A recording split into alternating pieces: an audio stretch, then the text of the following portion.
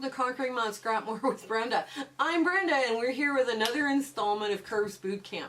This one is going to be Applique Circles. Now we've covered this a few times in our channel before, and we'll try and look for the video links to show you other samples of what we have on our channel. But first I want to talk to you about Revelation Quilts and Suze there. She's having a great time with her little YouTube channel. So when you go check her out, you know, because her link's going to be in the show notes below. Tell her that Conquering Mount Scrapmore sent you over there to say hello. Now, the other thing is, we're not sure right now when we're filming this whether we're voting or for sew date, for a virtual sew date on Zoom, or whether we've decided already. So go look in the show notes below so you can see whether you've got a virtual sew date coming up on Zoom. Also, in the Facebook group, I know some people don't like Facebook, but we're using the room feature to have impromptu sew dates, and the members are gathering and having fun and getting to know each other. And it's all, anyone I've been to, it's been lovely and it's been reasonably well attended. But you got to remember, it's just people that are, okay, let's get our sew on, let's do it. So come on in. We got we've got some applique circles to do today. Okay, so this is how where I'm at. I've got, I think it's a 10 inch block, right, of squares, and I've ironed in, I pressed in my lines as to where the middle is, so I know exactly where the middle is.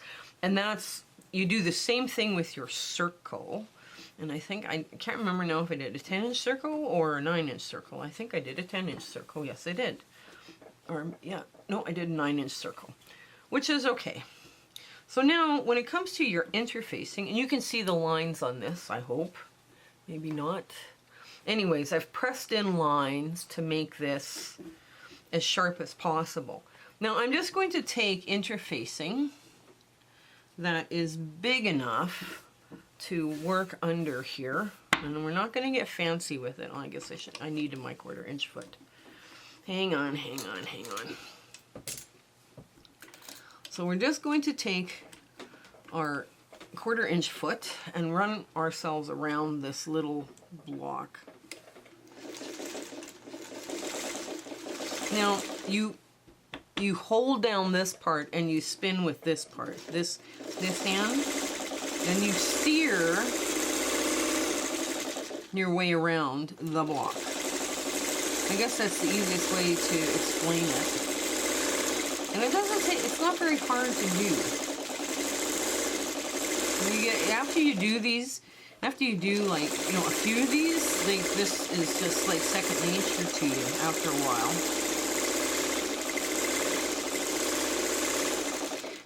And this is how some people, if they're having problems doing curves, this is how they do it. Right, now we're coming up on the last inch, and we're just going to backtrack a bit. There we go.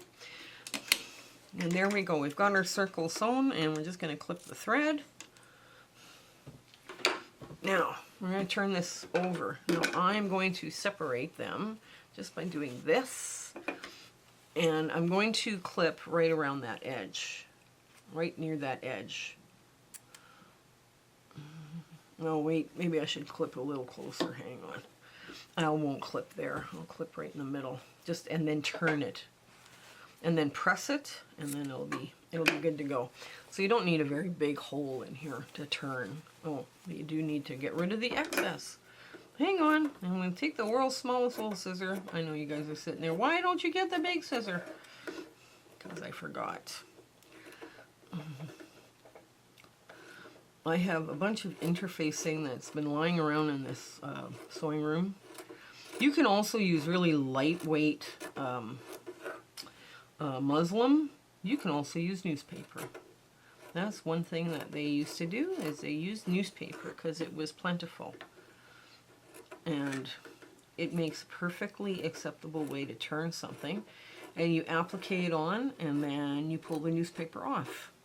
That's something that was kind of old school way of doing it, but it works. Now, or phone books, you can use phone books too. But any kind of paper that'll get you to turn this. I think newspaper is a little bit better. Now, I've used interfacing because I have it. And all I'm going to do is I'm going to finger press it so I can just see the one thread of blue, right? Just the one thread of blue on this side. Like we're talking like that much blue, right? Not even. And we're just going to finger press it in place. And then we're going to give it a quick iron so it stays there. And then we're going to pin it on with our registration mark. So you just go through this and you're just seeing the other side, right? Because you got the interfacing beside you. Now, if you're using newspaper, it's going to start falling apart as soon as you start going like, so you got to be very gentle with it. But newspaper is usually pretty quick to get a hold of. Okay. We're just about there, and there we go. Yeah, if you finger press it all in place before you actually press it, it's easier pressing. There we go. And the last of it just gets pushed out, just like so. And there. Well, that looks pretty good.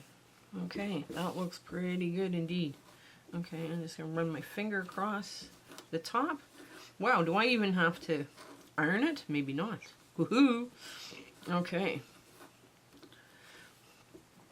You want to make sure you don't see any of the interfacing on the right side of your applique.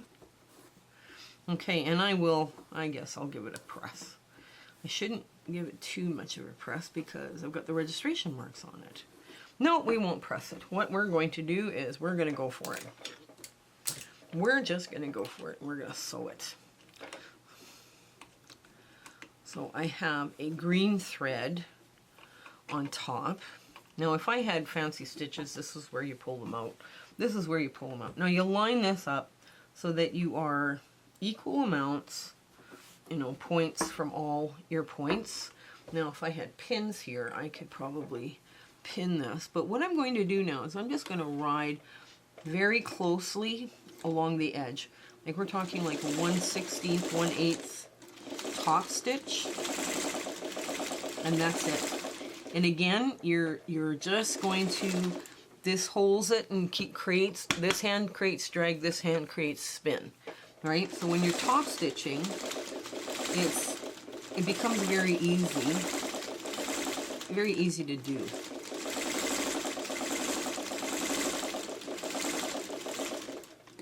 I don't know.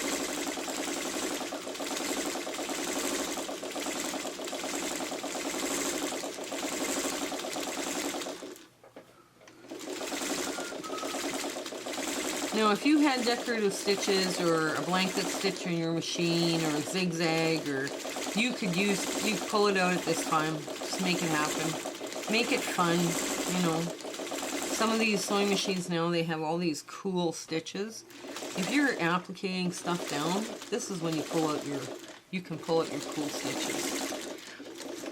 There. Now, as you can see, I stayed pretty much within that 1/8 to 1/16. So I'm pretty happy with that. Now, if I wasn't happy, I would do a blanket stitch around this. Now, I put this so you could see the stitching. But you see, just that 1/8 to 1/16, it just goes all the way around the block. This is where I started and stopped, but here we are.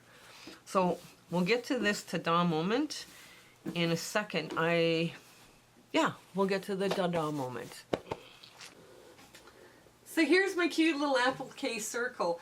I decided I would go with the reverse of the one we did in the last episode, with the blues and the greens. I figured, okay, we can have fun playing with this one. Now, if I wanted to, I could take this and cut this down into 4, right? So I would have traditional drunkard path blocks, or I could have it like a little moon. Now, what I did, because we appliqued this, is I cut this applique and extra fabric out of the back, because I don't want a bunch of bulk in my quilt block. So, and what's left here for the lining or the interfacing that I used, right, is not going to create a lot of bulk, because it's only like a 1/4 inch around the circle. These circles do want to press in, right? That's, you know, that's something that, well, I mean, it's just the way it is, right? These inset circles and all these, they're easier, they lie flatter if they're pressed in to the circle. So that's something for you to consider too. And that way you don't, if it has to go out to the circle, you might have to do clipping for it to lie flat. So this was a lot of fun today. I'm glad you came along with me today to sit and sew with me. I hope you have a beautiful, beautiful week ahead. And everything is in your life is really lovely. Okay, you take care. All right, bye. My husband and I would love to thank you for coming along with us on our little fun adventure here that we're having. We do have a Facebook group now, and that Facebook group is got some very, very talented quilters in there, and we love sharing and you know, posting pictures and commenting, and it's been a lot of fun. And the advantage of the Facebook group is sometimes I drop patterns in there early, so you kind of get a hint as to what is coming next. After the nosegay sew along, we're going to be doing Curves Bootcamp right away. So we'll get you sewing those curves, and it'll be fun. It'll be a lot of interesting little blocks that we've got to work on. But we would like you to share, like, and subscribe. Telling your friends about us and letting them know that you kind of like our channel, that means so much to us here. So you take care. You have a fabulous week ahead. Okay, bye.